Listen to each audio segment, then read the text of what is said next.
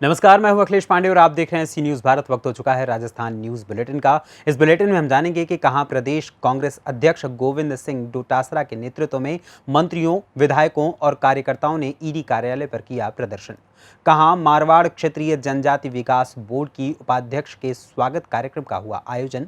कहां माकपा ने मनरेगा चालू करवाने की मांग को लेकर एसडीएम कार्यालय का किया घेराव। ऐसी तमाम खबरों पर आइए विस्तार से करते हैं चर्चा। प्रदेश कांग्रेस अध्यक्ष गोविंद सिंह डोटासरा के नेतृत्व में कांग्रेस सरकार के मंत्रियों, विधायकों और नेताओं, कार्यकर्ताओं का ईडी के जयपुर कार्यालय पर प्रदर्शन हुआ। वहीं राहुल गांधी को छोड़े जाने तक जारी रहेगा धरना प्रदर्शन।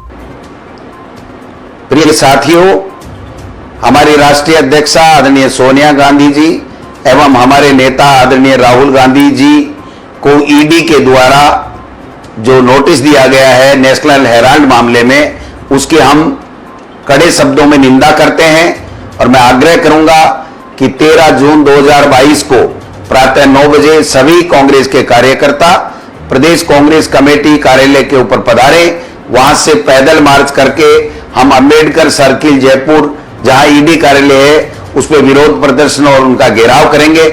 अतः सभी से आग्रह है कि 13 जून को जयपुर प्रदेश कांग्रेस कमेटी कार्यालय आप जरूर पधारें। धन्यवाद। जय हिंद, जय कांग्रेस। और जब मुख्यमंत्री के रूप में खड़े आप उनको गिरफ्तार करके, उनका ट्वीट खुद का आता है मुख्यमंत्री जी का, वो कह रहे हैं कि हमें यहां से गिरफ्तार करके किसी और थाने में लेकर जा रहे हैं। खुद मुख्यमंत्री जी बोल रहे हैं, मुख्यमंत्री जी बोल रहे हैं, खुद मुख्यमंत्री जी का ट्वीट आया कि हमें गिरफ्तार करके किसी और थाने में ले जा रहे हैं। ऐसा कभी नहीं हुआ। मैं बीजेपी के लोगों से पूछना चाहता हूं, राजस्थान की जनता से अपील करूंगा, यही घोड़े होंगे, यही मैदान होगा, यही मैदान संघर्ष के लिए खुला होगा। ये तय कर लेना, यदि राहुल गांधी को गिरफ्तार किया जाता है, बार बार का संघर्ष होना चाहिए। और आज जब प्रसादी लाल जी ने ये कह दिया तो मुझे बड़ा जोश आ गया। तो मैं तो इस ईडी के ऑफिस में आया हूं, इसी ईडी के ऑफिस में जो है, और आज उन्होंने कह दिया कि मैं खुद ताला लगाऊंगा और राजू बना ने उस पर ठप्पा लगा दिया।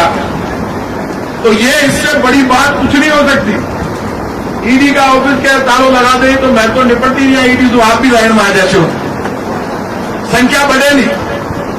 और इतना मैं कह सकता हूं, ईडी हो, सीबीआई हो, इनकम टैक्स हो, पुलिस हो, सब एजेंसियां अपनी जगह काम करेगी।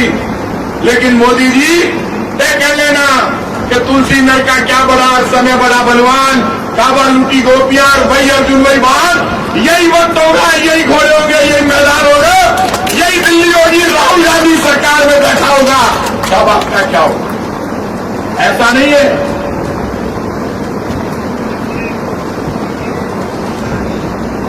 गहलोत साहब,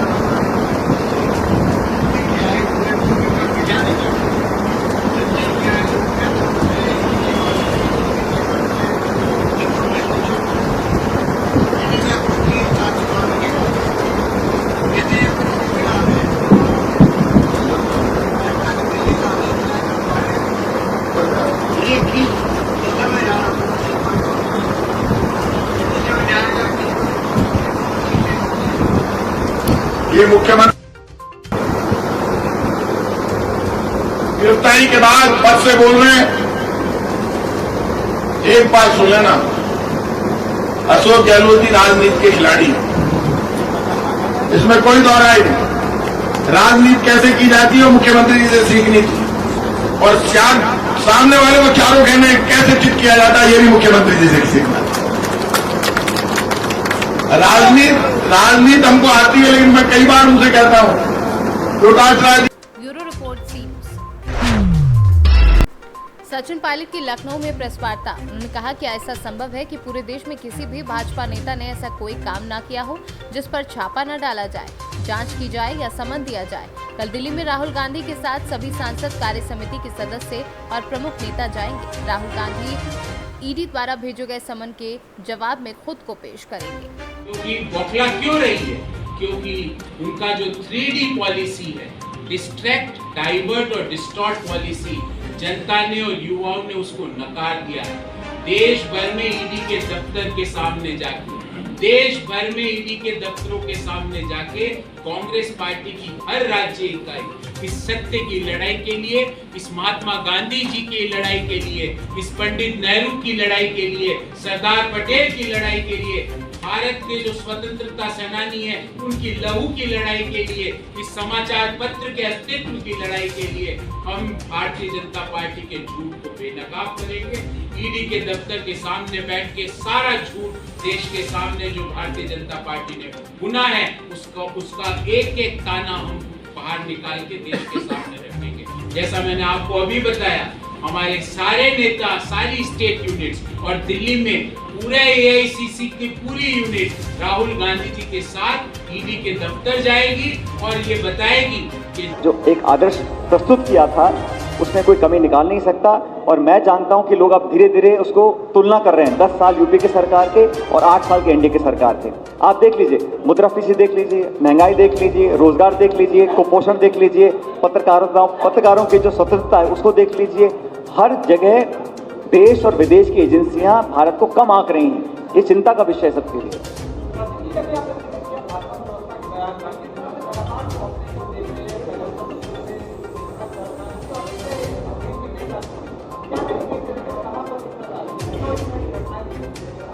मैं इस बात को मानता हूं कि कोई भी व्यक्ति हो, कोई संस्था हो, कोई संगठन हो, कोई सरकार हो, कोई पार्टी हो, किसी भी व्यक्ति को इस देश के कानून को हाथ में लेने का अधिकार नहीं है। किसी मजहब का व्यक्ति हो, किसी पृष्ठभूमि का हो, कानून को अपने हाथ में नहीं ले सकता है। लेकिन हमें ऐसा लगता है कि कहीं ना कहीं जो कमियां हैं छुपाने के लिए इस प्रकार की चीज़ों को ज़्यादा प्रकाश डाला जाता है ताकि लोगों का दिमाग और ध्यान उसमें केंद्रित रहे। अब नींबू बिक रहा है 200-250 रुपये किलो, गैस का सिलेंडर 1100 रुपये हो गया, पेट्रोल 125 रुपये हो गया।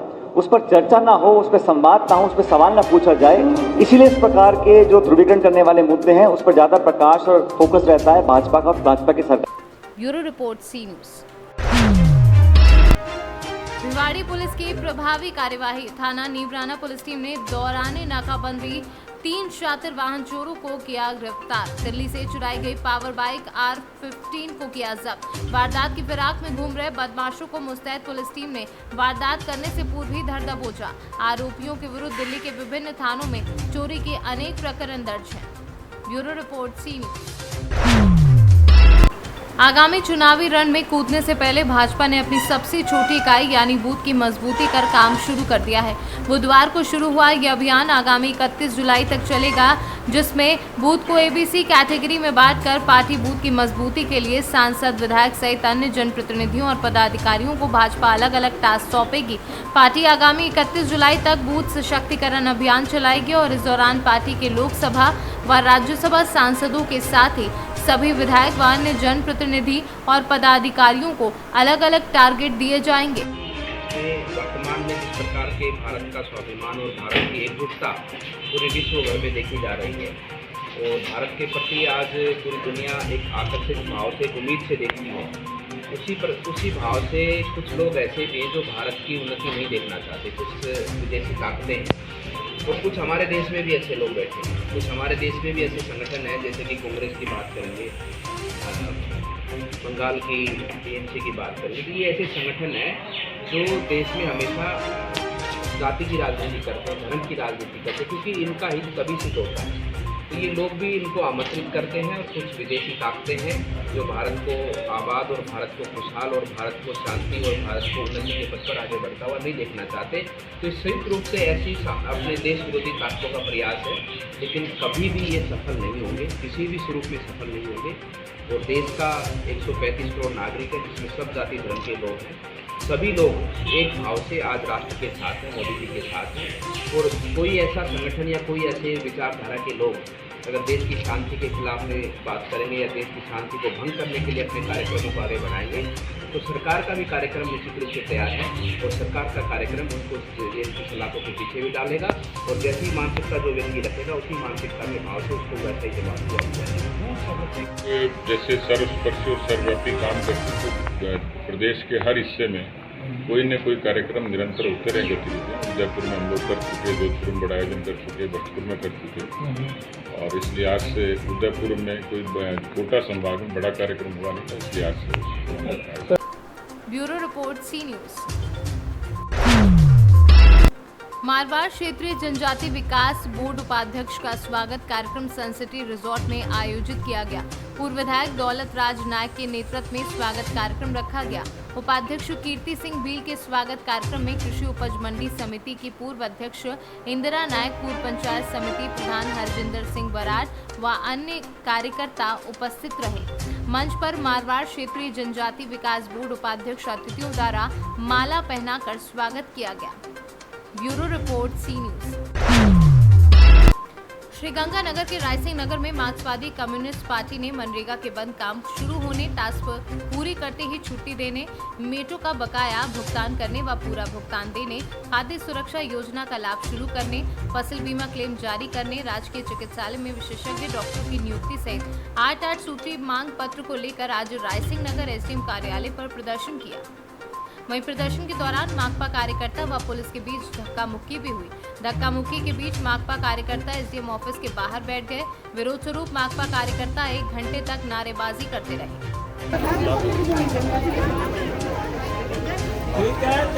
मार्क्सवादी कम्युनिस्ट पार्टी द्वारा आज क्षेत्र में बंद पड़े नरेगा के काम को शुरू करने, वह टास्क पूरी करते घर जाने की छुट्टी, मनरेगा मेटो के 2 साल के बकाया भुगतान करने, वह उनको पूरी दिहाड़ी देने की मांग को लेकर एसडीएम कार्यालय पर प्रदर्शन किया है। हमें विकास अधिकारी ने, एसडीएम ने आश्वस्त दिया है कि जल्द ही काम शुरू कर दिया जाएगा, दूसरी मांगों पर विचार करके उसका समाधान किया जाएगा। हमने चेतावनी दी कि अगर जल्द ही हमारी सारी समस्याओं का समाधान नहीं किया तो 23 तारीख को मनरेगा मेट यूनियन व श्रमिक यूनियन के द्वारा रायसिंह नगर मिनी सचिवालय के सामने 23 तारीख 11 बजे अनिश्चितकाल के लिए हम धरना व पड़ाव है वो यहाँ पर शुरू करें। Bureau report C news. Agra road पर इन दिनों अवैध निर्माणों की श्रृंखला मजबूत हो रही है। तारानगर भूखंड संख्या 1 में आवासीय भूखंड पर व्यवसायिक कॉम्प्लेक्स का निर्माण अनवरत रूप से संचालित है। यहाँ निर्माणकर्ता ने पीछे की तरफ अवैध व्यवसायिक कॉम्प्लेक्स लगभग निर्माण कर दिया है। अब मुख्य आगरा रोड पर 3 मंजिला अवैध निर्माण संचालित है।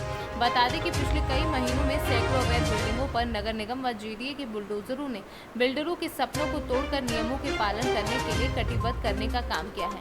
लेकिन ऐसे में राजधानी के नाक के नीचे खुलेआम अवैध निर्माणों पर जारी निर्माण ने नगर निगम व जेडीए की कार्यशैली पर एक बड़ा सवाल खड़ा करने का काम किया है। कुछ दिन पूर्व नगर निगम के आदर्श नगर जोन ने 2 नोटिस दिए थे, जिसमें से 3 दिन का समय दिया गया था। अब देखने वाली बात यह है कि इस अवैध निर्माण पर कार्यवाही कब तक होती है। Bureau report C news. पेयजल संकट व बदहाल सड़कों की मरम्मत की मांग को लेकर भाजपा ने जिलाध्यक्ष श्रवण सिंह राव बोरली के नेतृत्व में भीनमाल जालौर रोड 72 जिनाले के सामने आज अनिश्चितकालीन धरना प्रदर्शन एवं सरकार के खिलाफ आंदोलन की शुरुआत कर दी। भाजपा पदाधिकारियों का कहना है कि जिले में गंभीर पेयजल संकट व सड़कों की स्थिति अत्यंत खराब है। जब तक खड्डे नहीं भर जाते और सड़कों की मरम्मत का कार्य नहीं किया जाता, तब तक अनिश्चितकालीन धरना प्रदर्शन जारी रहेगा। भारतीय जनता पार्टी की ओर से आज भीनमाल में मूलभूत सुविधाओं को लेकर धरना प्रदर्शन किया जा रहा है। क्या कुछ मांगे हैं और किन मांगों को लेकर धरना प्रदर्शन? जिस तरीके से इस सरकार ने 3.5 साल में जनता के साथ सलावा किया है, विशेष करके हमारे जालौर जिले में सड़क, पानी और बिजली का ये बहुत बड़ी समस्या जनता के सामने है। हम सब जब सड़क पे निकलते हैं तो कहीं जाने के लिए हमें सबसे पहले मन में एक रहता है कि सड़क पे कितना टाइम लगेगा, कहीं अर्जेंट हो, कहीं कोई बीमार हो, तो बहुत बड़ी समस्या है। हमने 30 तारीख का जो धरना था जालौर में, हमारे जिलाध्यक्ष जी ने वो मांग की थी कि भाई ये जो अन्याय जनता के साथ हो रहा है, इसके बारे में सरकार को तुरंत कार्रवाई करते हुए इसको सड़क को ठीक करना चाहिए। और भीनमाल में जो पानी की समस्या है, उस पानी की समस्या को भी मिटाने के लिए 3.5 साल में 1 रुपया भी सरकार ने खर्चा नहीं किया है। क्योंकि जल जीवन मिशन के अंदर जो पैसा आ रहा है पानी के लिए, उस पैसे में भी भ्रष्टाचार चल रहा है। तो इन सब मांगों को लेकर के लिए, सड़क, बिजली और पानी की समस्याओं को लेकर के लिए ये भारतीय जनता पार्टी द्वारा आयोजित अनिश्चितकालीन धरना है। हम सब यहाँ पर जब तक सरकार इस पे कोई गंभीर हमें आकर के संतुष्ट नहीं करेगी, कोई अधिकारी या कोई भी बड़ा इनका नेता मंत्री लेवल का नहीं आएगा, तब तक ये धरना उठेगा नहीं और भारतीय जनता पार्टी आम जनता के लिए लड़ेगी सड़क पर और अनिश्चित काल के लिए हमारा ये निर्णय है।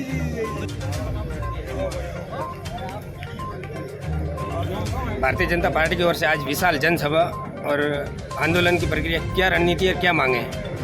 हमारी मांगे जैसे आप अभी मंच से सभी के संबोधन में सुन रहे थे, स्पष्ट रूप से वैसे तो खूब सारी मांगे हैं, लेकिन मूल हमारी दो मांगे हैं। सड़कों के गड्ढे भरना, नई सड़कों की क्वालिटी सही करना और आगे की सड़कों के लिए एक अच्छी योजना के अनुसार जिले को सड़क से सही करना। और दूसरी मांग है पेयजल के जो भी प्रोजेक्ट है वो समय पे पूरे हुए और विशेषकर भिनमाल शहर का जो पानी का मुद्दा है उसको जैसे इन्होंने अभी जून बोला तो जून में उनको पानी उपलब्ध कराएं।